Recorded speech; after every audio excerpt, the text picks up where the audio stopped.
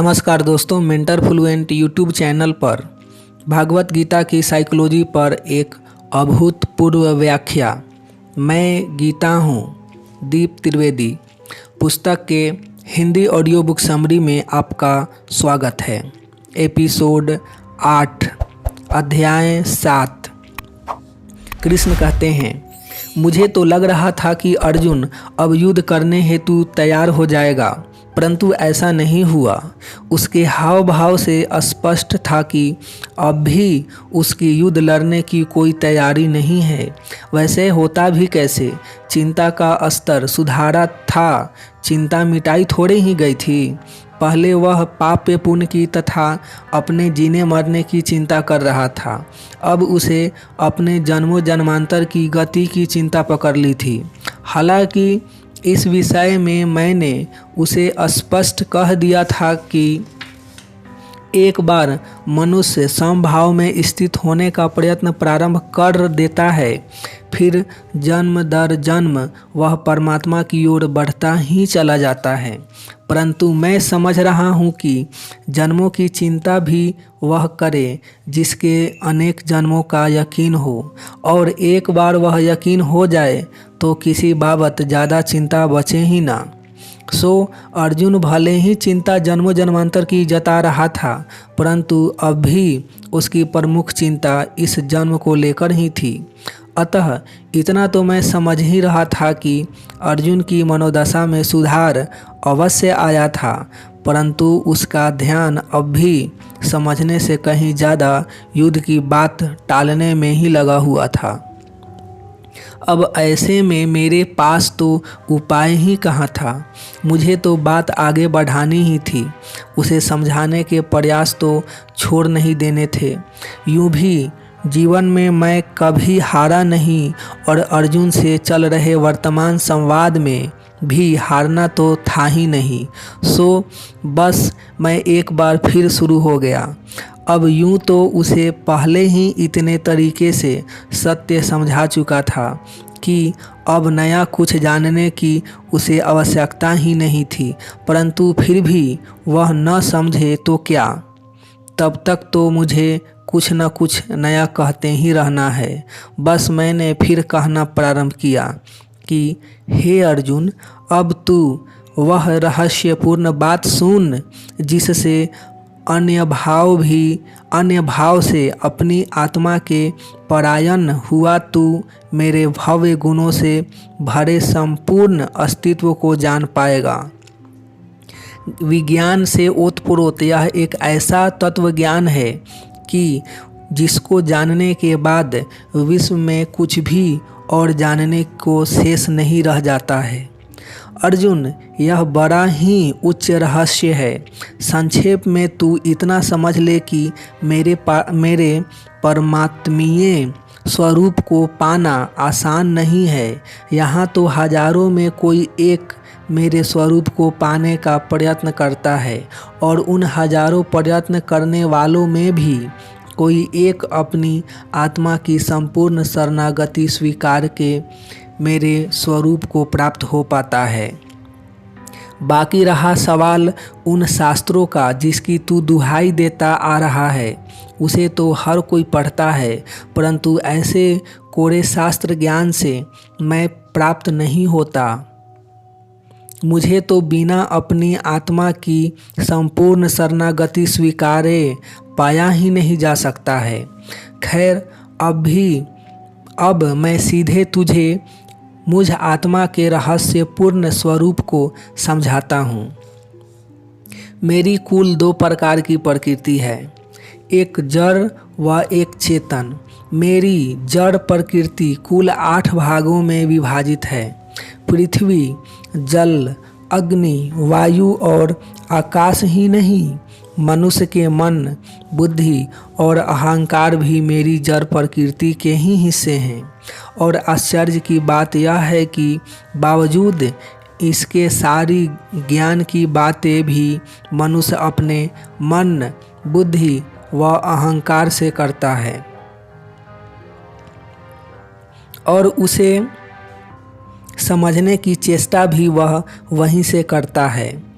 वह यह समझता ही नहीं है कि यह सब जड़ से निकली बातें हैं तथा इसमें सिवाय मेरी जड़ प्रकृति के अन्य किसी चीज़ की चर्चा नहीं है।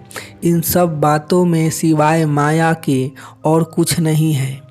अर्जुन, ये सारे पाप पुण्य, यह सारी हार जीत, ये तमाम सफलताएं असफलताएं ही नहीं, संसार और संन्यास की बातें भी सिवाय माया के और कुछ नहीं हैं। ये तमाम बातें तथा यह सारा ज्ञान मेरी जड़ प्रकृति का ही हिस्सा है। इसलिए तो कहने को संसार में मेरी चर्चा बहुत है, परंतु वास्तविकता में यहाँ मुझ परमात्मा की चर्चा ना के बराबर है। अतः तू सुन ले अर्जुन कि मैं तो इन तमाम जड़ों के पार का एक चेतन हूँ, या यूँ समझ कि इन तमाम जड़ों की भी भीड़ में मैं एकमात्र चेतन हूँ। बाकी मेरा यह नाम, यह शरीर, मेरा परिवार तथा मेरी द्वारका सब जड़ है। तू मुझे पहचानना चाहता है तो पहचान, मैं इन सब के पार हूँ। वैसे ही तू भी अर्जुन या पांडव नहीं, ना ही हस्तिनापुर तेरा है। तू भी इन सब के पार एक चेतन तत्व ही है। ऐसा समझ अर्जुन कि संपूर्ण संसार इस जड़ और चेतन के मिलन से उत्पन्न होता है, परंतु वास्तविकता में मैं चेतन ही इस संसार की उत्पत्ति तथा प्रलय का एकमात्र कारण हूँ। यहाँ जो कुछ भी है सब एक मेरे कारण है। यूँ समझ कि यह संपूर्ण जगत, मेरे सारे जीव, ये संपूर्ण जगत, ये सारे जीव, यह तमाम मनुष्य, सब कुछ माला के मनकों की भांति मुझ धागे में गुथे हुए हैं। तू ऐसा समझ अर्जुन कि अदृश्य होते हुए भी संसार की सब चीज़ों में सबसे महत्वपूर्ण मैं ही हूँ। जल में रस मैं हूँ। चांद और सूर्य में प्रकाश तू मुझे ही जान। अग्नि का तेज तथा मनुष्यों का जीवन भी मैं ही हूँ। यही नहीं अर्जुन, पुरुषों का पुरुष भी मैं ही हूँ। अतः तू युद्ध रूपी पुरुषार्थ से भागने की मत सोच। मेरा विश्वास जान कि तेरे इस पुरुषार्थ में मैं हमेशा तेरे साथ खड़ा रहूँगा। ऐसा समझ कि तपस्वी जड़ है और उसका चेतन रूपी तप मैं हूँ। पुरुष जड़ है परंतु उसका पुरुषार्थ मैं हूँ। यही क्यों शास्त्र के अनुकूल यानी आत्मीय सम्मति के साथ किया जाने वाला काम भी मैं ही हूँ। साथ ही बिना व्यक्तिगत कामनाओं के प्रदर्शित किया जाने वाला बलवानों का बल भी मैं ही हूँ। तू भी बलवान है परंतु तू हमेशा से अपने बल का उपयोग अपनी कामनाओं की पूर्ति हेतु या फिर अपनी सामर्थ्य दिखाने हेतु करता आ रहा है। इसलिए तेरे आज तक के दिखाए किसी शौर्य में मैं नहीं था, परंतु आज मैं तुझे कह रहा हूँ कि आज का यह युद्ध तू अपनी तमाम कामनाएं हटा कर। इसमें कोई दो राय नहीं कि ऐसा करने से तेरे बल में मेरा बल शामिल हो जाएगा। अर्जुन, मैं तुझे क्या कहूँ, मनुष्य के सात्विक और राजसी भाव ही नहीं, उसके तामसी भाव को भी तू मुझसे ही उत्पन्न जान। मैं पहले ही कह चुका हूँ कि इस संसार की किसी भी घटना का मेरे अलावा दूसरा कोई परम कारण नहीं है। अतः तू यह स्पष्ट समझ ही ले कि यह युद्ध भी मेरी मर्जी से ही हो रहा है। हाँ, यह बात अलग है कि इस युद्ध के होने में किसी की राजसी तो किसी की तामसी प्रवृत्ति जवाबदार है। साथ ही युद्ध कईयों की सात्विक प्रवृत्ति का भी परिणाम है। यही तेरे समेत सबकी समस्या है और इसी कारण सभी संघर्ष में हैं। दूसरी ओर सब कुछ होते हुए भी मुझ परमात्मा का वास्तव में इस युद्ध से कुछ लेना देना नहीं है। तू ऐसा समझ कि युद्ध में होते हुए भी मैं युद्ध में नहीं हूँ। कहने का तात्पर्य यह कि बाहर युद्ध अवश्य है, मैं खड़ा भी युद्ध के मैदान में हूँ, परंतु बावजूद इसके मेरे भीतर कोई युद्ध नहीं है। लेकिन दूसरी तरफ तू इस कदर युद्ध में डूबा हुआ है कि यहाँ से भागने पर भी तेरा युद्ध से छुटकारा नहीं होने वाला है।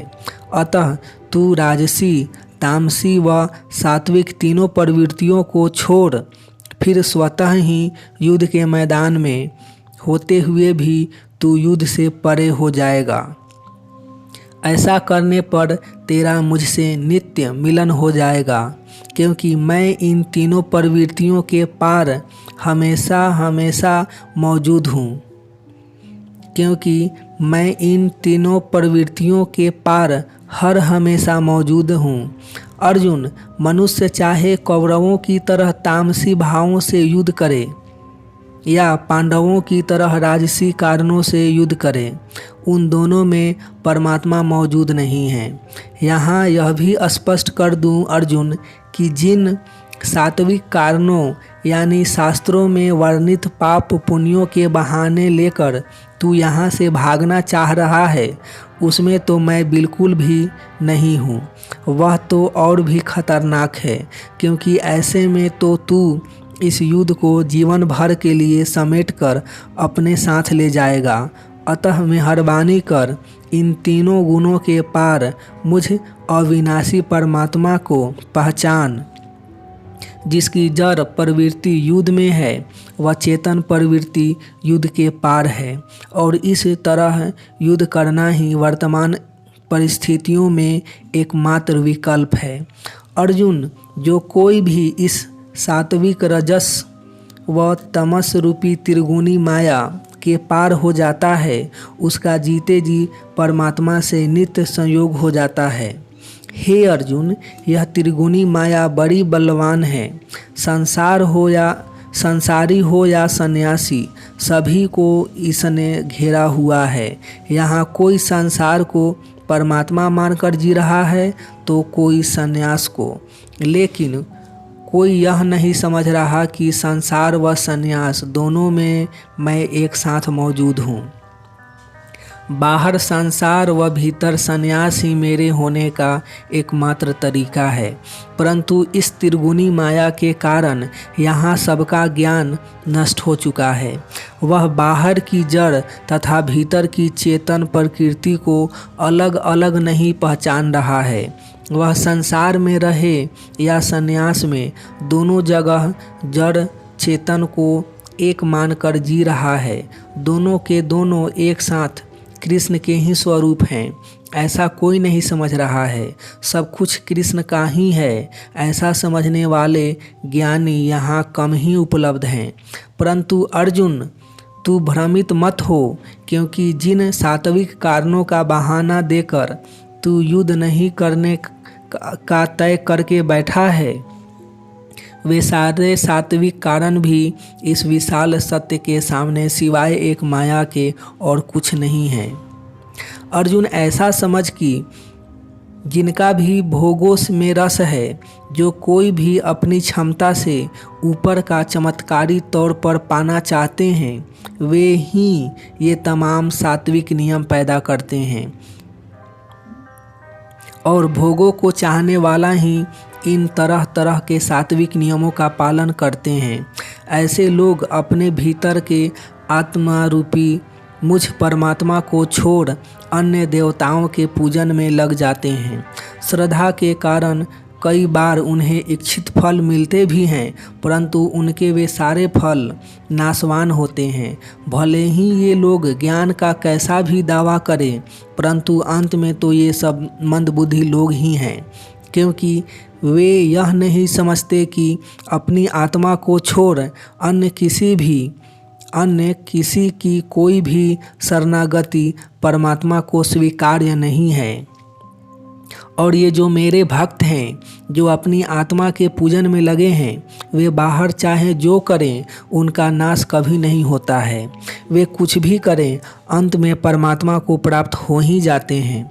अर्जुन, शुरू से दिक्कत यह है कि यहाँ हर कोई परमात्मा को व्यक्ति में ढूंढता है। तू भी इस समय कृष्ण में परमात्मा ढूंढने की कोशिश कर रहा है। यही कारण है कि तू मेरी बात नहीं समझ पा रहा है। लेकिन मैं कृष्ण के ही नहीं, तेरे समेत सब मनुष्यों के भीतर छिपा आत्मा हूँ। अतः तुझे या मुझे ही नहीं, इस राजा लोगों में से भी किसी को जन्मे व मरने वाला शरीर मत मान। अपनी आत्मा पर श्रद्धा रख, क्योंकि अपनी आत्मा पर अश्रद्धा रखने वाला कोई भी मनुष्य मुझे कभी नहीं जान पाता है। यहाँ यह भी स्पष्ट समझ ले अर्जुन कि तमाम प्रकार के द्वंद्व तथा तरह तरह की कामनाएं ही मनुष्य के लिए अपनी आत्मा को जानने में बाधा है। लेकिन जो मनुष्य द्वंद्व व कामनाओं से छूट जाता है, वह ब्रह्म को, कर्म तथा अध्यात्म को, अधिभूत तथा अधिदैव को अधियज्ञ के सहित जानते हुए मुझे प्राप्त हो जाता है। Practical application 12। अध्याय 7 में कृष्ण ने एक ऐसी बात समझाई है जिसे समझने के बाद जीवन में सिर्फ मस्ती रह जाती है। प्रायः कहा जाता है कि नदी, पहाड़, पृथ्वी, सोफा, टेबल जड़ हैं। कृष्ण बता रहे हैं कि मन, बुद्धि, इंद्रियां, शरीर व अहंकार भी जड़ हैं। विज्ञान के लिए मन, शरीर चेतना है, क्योंकि चल फिर रहे हैं तथा सोच विचार कर रहे हैं। कृष्ण कह रहे हैं कि स्पिरिचुअलिटी के लिए तो एक परम चेतना को छोड़कर सब कुछ जड़ है, और जब मन, बुद्धि, शरीर जड़ है तो इनकी क्रियाएं तथा इनके एहसास भी जड़ ही हुए। अब सोफा टूटे तो हमें शोक नहीं मनाते, हम शोक नहीं मनाते, पर दिल टूटता है तो दुनिया सिर पे उठा लेते हैं। युद्ध को लेकर अर्जुन ने भी इस समय दुनिया सिर पे उठा रखा है, और कृष्ण अर्जुन से यही कह रहे हैं कि युद्ध इसके योद्धा तथा इसका परिणाम सब कुछ जड़ है। चेतन तेरी आत्मा है जो सबके मन, बुद्धि और अहंकार का यह खेल देखने का मजा ले सकती है। अतः जड़ वस्तुओं में तुझे गंभीर नहीं होना चाहिए।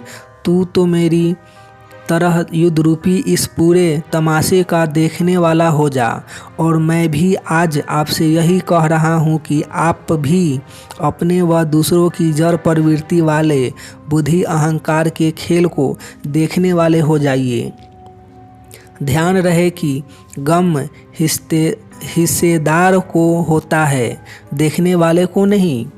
इसे ही दृष्टा होना भी कहते हैं, तथा दृष्टा हो जाना ही मनुष्य की सबसे बड़ी ऊंचाई है।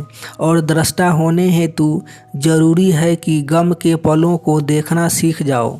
जिस दिन कष्टों के झेलने वाले की जगह देखने वाले हो जाओगे, उस दिन पूरे दृष्टा हो जाओगे। फिर फिल्में देखने हेतु थिएटर पर आश्रित नहीं रहोगे। फिर अपने व दूसरों के जीवन के तमाशे 24 घंटे देखने को मिलेंगे। सो अगले पेज पर दिया गया चार्ट भरकर दृष्टा बनने की ओर पहला कदम उठाओ।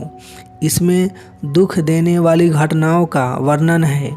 आप इन घटनाओं के नीचे अपनी भाषा में लिखे कि आज के बाद मैं ऐसी घटनाओं का सिर्फ देखने वाला होऊंगा, उन्हें झेलूंगा कभी नहीं।